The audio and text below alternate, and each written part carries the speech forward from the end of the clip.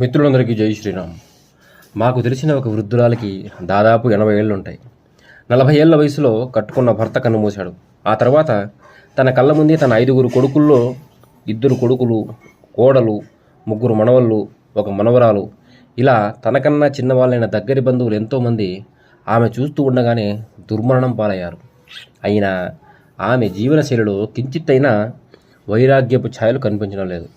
ఇప్పటికీ ఈ వయసులోనూ ఆమె ఆలోచనలన్నీ ఆస్తులపైన, బంగారు నగలపైన, మిగిలిన కొడుకులకు సంబంధించిన ఆస్తి పంపకాలపైనే.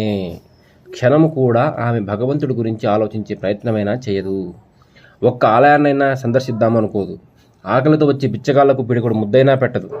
కష్టాలు, కన్నీళ్లు, విషాదాలు, విలాపాలు ఇలా అల్లకల్లోలపరిచిన వివేకంతో కూడిన వైరాగ్యం మనలో పొడసూపకపోతే అంతకు మించిన దీనత్వం మరొకటి లేదు.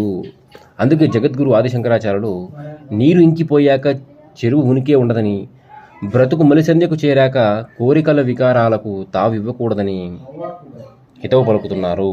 జై శ్రీరామ్.